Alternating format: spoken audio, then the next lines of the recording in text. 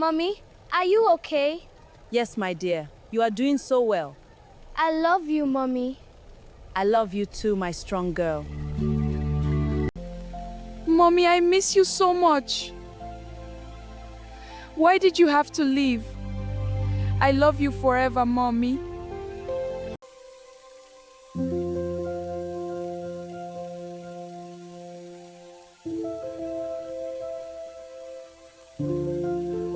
My daughter, I've missed you so much. Father, I thought you had forgotten me. Never. I have always loved you. I was so angry, it hurt. Let's start again together.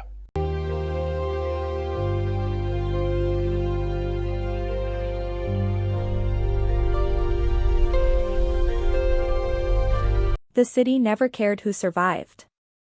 Every morning, its crowded streets swallowed thousands of struggling souls, and every night it spat them back out exhausted, broken, or forgotten.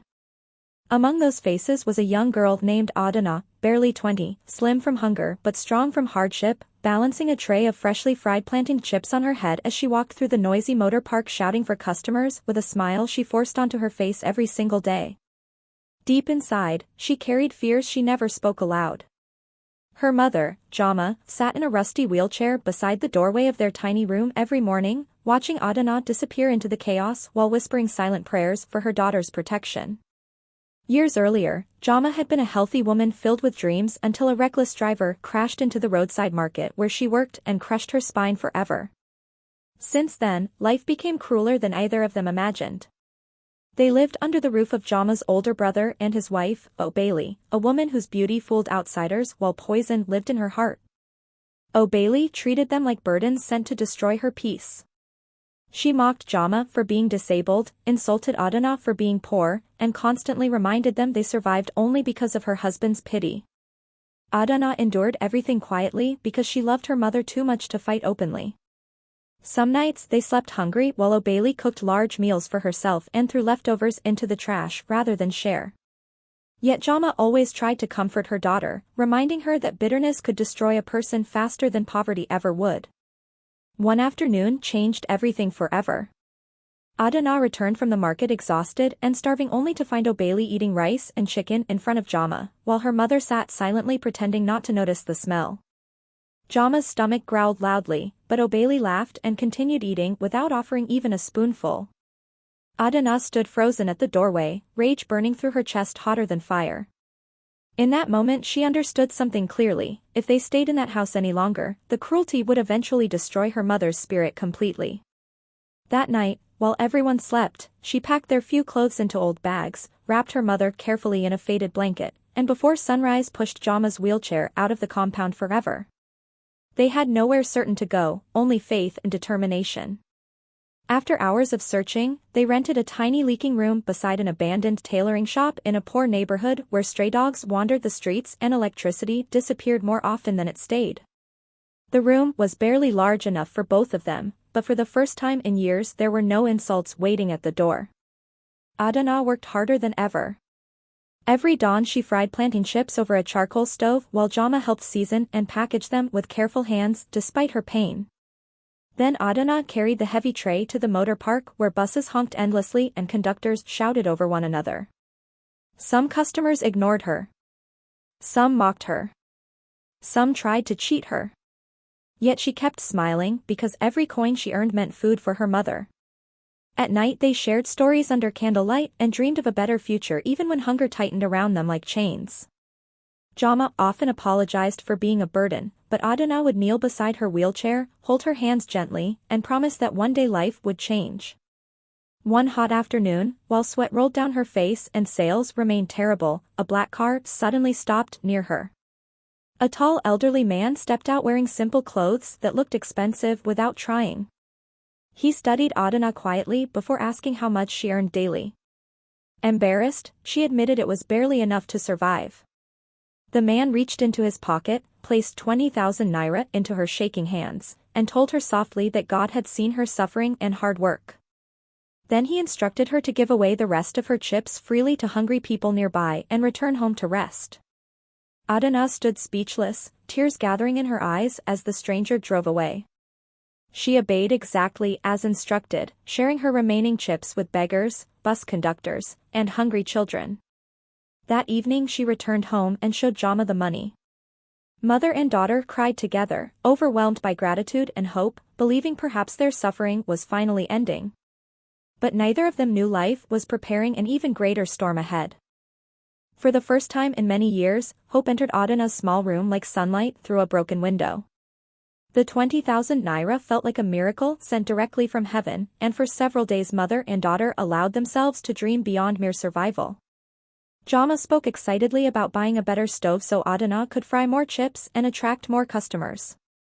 Adana imagined renting a cleaner room where rainwater would not drip onto their bed at night. Even their laughter sounded different, lighter, freer, almost unfamiliar after years of pain. Yet happiness frightened Adana because life had taught her that peace never lasted long. She became even more determined to protect her mother and worked harder than before, leaving home earlier and returning later each evening. Jama noticed the exhaustion growing on her daughter's face and worried constantly, but Adana always insisted she was fine. One evening, after an unusually difficult day with almost no sales, Adana hurried home through narrow streets soaked by recent rain. She was already planning how to surprise her mother with bread and beans she had bought from a roadside woman. But when she pushed open the door to their room, silence greeted her. The wheelchair stood empty near the bed. The food pot remained untouched. Jama was nowhere inside. At first Adana assumed a neighbor had helped her mother outside for fresh air. She searched nearby houses calling her name, panic rising with every unanswered shout. Then an elderly woman from across the street approached slowly, tears filling her eyes before she even spoke. She explained that Jama had collapsed suddenly hours earlier while trying to prepare water for bathing. Neighbors rushed her to a local clinic, but before Adana could return home, Jama passed away quietly with her daughter's name on her lips. The world stopped moving. Adana felt her knees give way beneath her as the bread slipped from her hands into muddy water. She could not breathe properly. She could not cry immediately. Her mind simply refused to accept the truth. The only person who had ever loved her completely was gone forever. During the burial, Adana barely spoke. She stared blankly at the coffin while voices around her sounded distant and meaningless. After everyone left, she remained beside the fresh grave long after sunset, unable to imagine life without her mother's prayers, advice, or gentle smile. Days passed in darkness.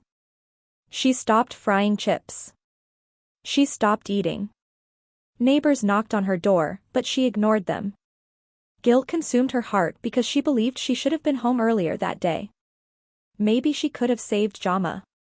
Maybe her mother died because she worked too hard. Maybe God had abandoned her completely. One afternoon, weak from hunger and grief, Adana wandered aimlessly through the busy streets without noticing traffic around her. Tears blurred her vision while memories flooded her mind, her mother laughing softly, comforting her during storms, praying beside the doorway every morning. Lost inside those memories, Adana stepped into the road just as a speeding car rushed toward her. Tires screeched violently. People screamed. The impact threw her onto the pavement before the driver sped away without stopping. Pain exploded through her body, then darkness swallowed everything. When Adana finally opened her eyes again, she found herself inside a clean hospital room unlike any place she had ever seen. Machines beeped softly nearby while bandages covered her arm and forehead. Confused and frightened, she tried sitting up until a calm male voice instructed her gently to rest. A middle-aged man wearing glasses sat beside the bed, relief visible on his face when she woke. He introduced himself as Mr. Lawrence, explaining that he witnessed the accident and brought her to the hospital immediately after the driver escaped. Adana panicked about medical bills, but Mr. Lawrence assured her everything was already paid. No one had ever shown her such kindness without demanding something in return. Over the next several days, he visited regularly, bringing food, fruit, and conversation. Unlike others, he listened carefully when she spoke about her mother and never treated her with pity. Before her discharge, Mr. Lawrence made an unexpected offer that changed the direction of her life completely. He invited Adana to stay in his home temporarily until she recovered fully because he could not bear the thought of her returning alone to that tiny empty room filled with grief. Adana hesitated, unsure whether to trust such generosity, but eventually accepted because deep down she knew she had nowhere else left to go. Adana expected Mr. Lawrence's home to feel cold and uncomfortable, like the charity houses she had heard terrible stories about from other struggling girls in the city.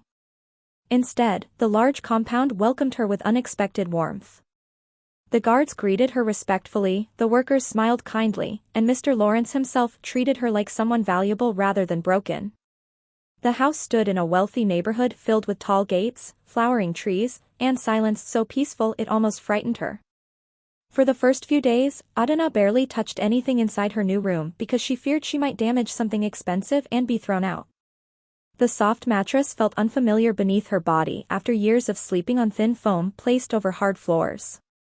Sometimes she woke suddenly in the middle of the night expecting to hear O'Bailey's insults or her mother coughing softly nearby, only to remember she was alone now. Grief still followed her everywhere like a shadow, but slowly the kindness surrounding her began healing wounds she thought would never close. Mr. Lawrence often invited her to join him during dinner, where he asked about her dreams, education, and goals. Adana confessed she stopped schooling years earlier to care for her disabled mother and survive through street hawking. Instead of judging her, he admired her strength. One afternoon he brought her several books on business management and accounting, encouraging her to study whenever possible. Adana laughed nervously because she believed such knowledge belonged only to educated rich people, not girls who sold planting chips in motor parks. But Mr. Lawrence insisted intelligence was not measured by certificates alone. Weeks later, while discussing problems inside one of his small distribution businesses, he noticed Adana suggesting practical solutions instinctively. She understood customers deeply because she had lived among struggling people her entire life. Impressed by her sharp thinking, Mr. Lawrence shocked everyone by appointing her temporary assistant manager at one of his stores. Workers stared in disbelief. Some respected the decision. Others immediately hated her for it. Adana herself felt terrified. She had never worked inside an office before. Computers confused her. Paperwork overwhelmed her. Yet she refused to fail because for the first time someone truly believed in her potential. She arrived earlier than everyone else and stayed later than required, learning everything she could. She treated workers with kindness because she understood how painful disrespect could be. Slowly the business improved. Sales increased. Customers returned more frequently. Even Mr. Lawrence admitted openly that Adana possessed rare leadership qualities.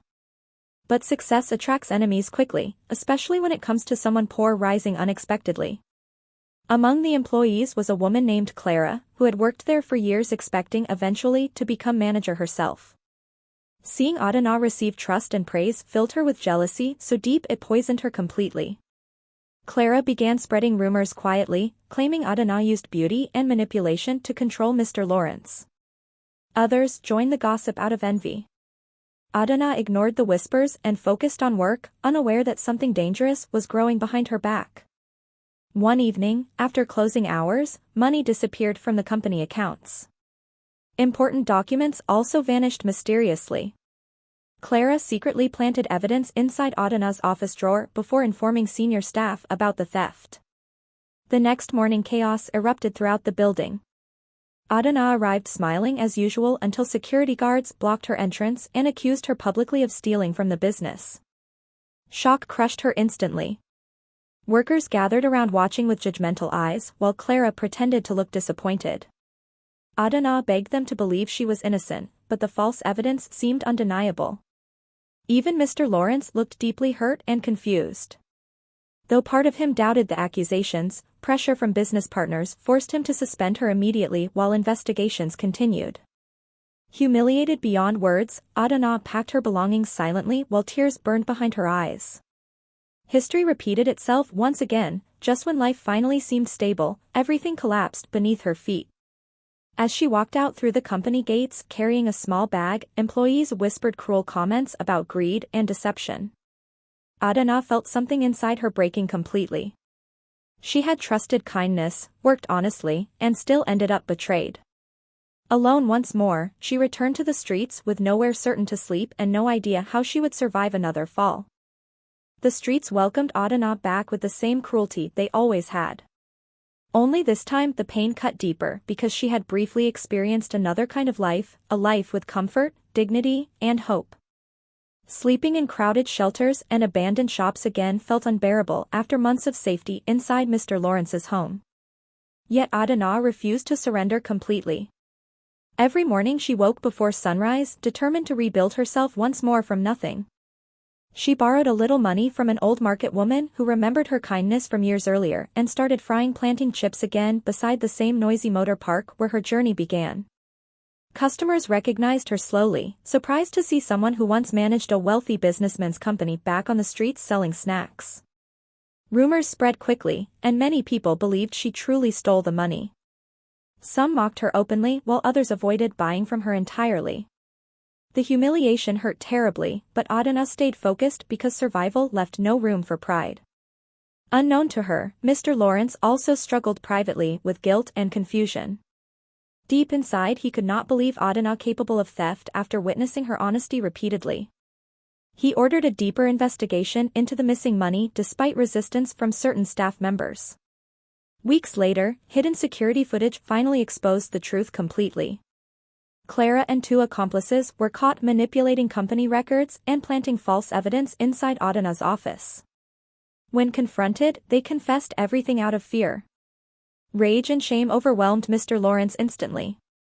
He realized he had failed the one person who trusted him most.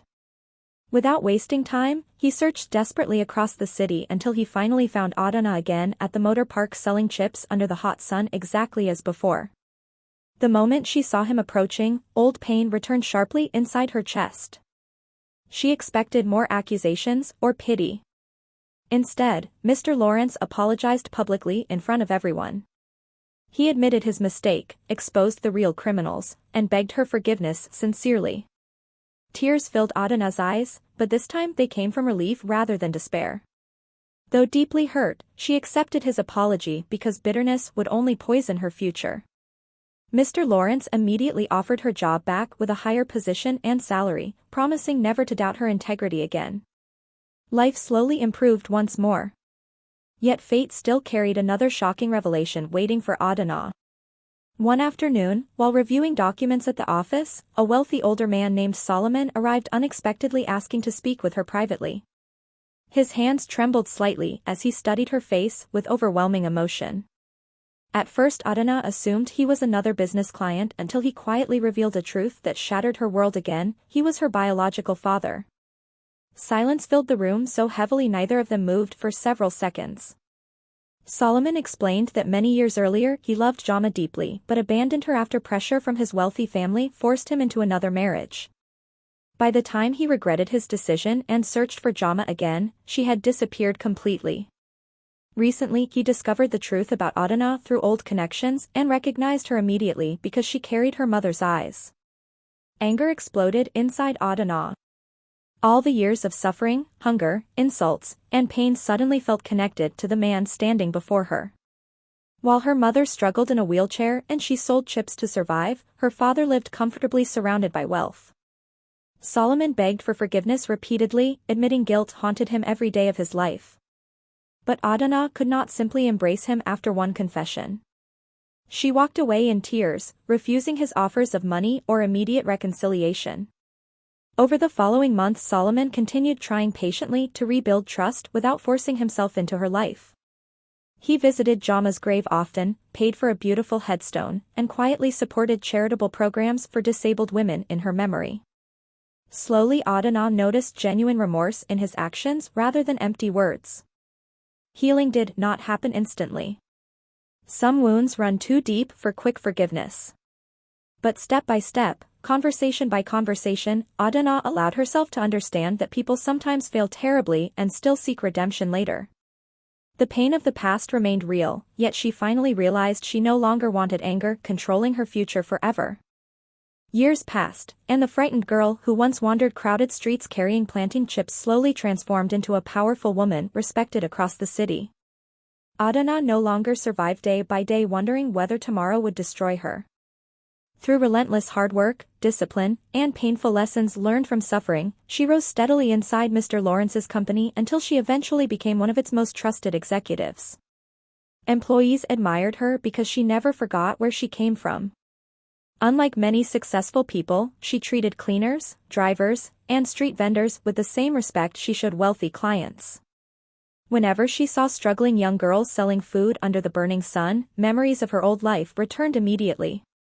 Instead of looking away, she created programs that provided small business loans and education opportunities for poor women trying to survive honestly.